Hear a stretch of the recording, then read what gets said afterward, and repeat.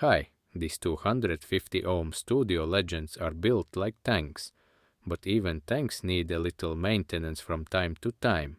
This video will be helpful if you are trying to put back an AirPod that fell off or simply replacing old ones with a fresh pair. You can find the link to new AirPod cushions in the video description. To remove the AirPod, just grab it by the edge and pull it away. It is held onto the headphones on a plastic side. Repeat the same process to remove the second pad. To remove the foam discs that protect the speaker drivers, you'll need a sharp tool. Insert it into a gap where it feels loose and pry open the plastic ring.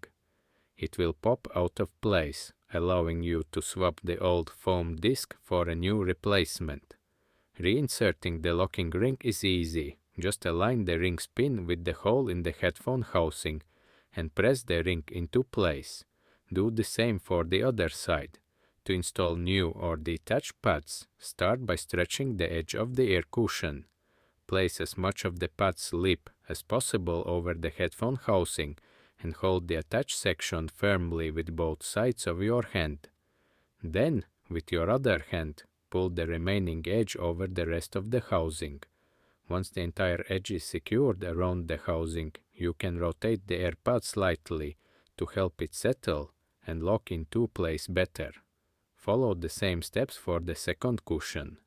And that's it. It's that simple to fully change the AirPods and foam discs on these Beyerdynamic DT 770 headphones. The same technique can also be used for other DT series models. Thanks for watching and good luck.